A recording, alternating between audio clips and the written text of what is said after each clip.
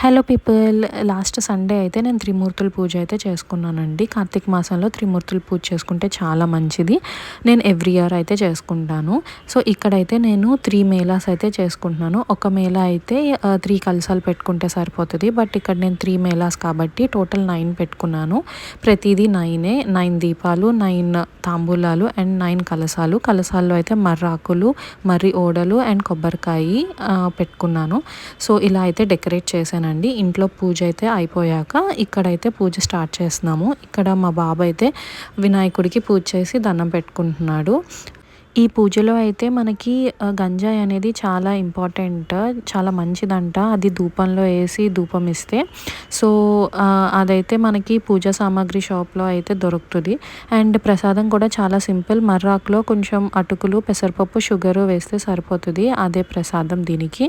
So ఇలా అయితే మా పూజ కంప్లీట్ అయిపోయింది.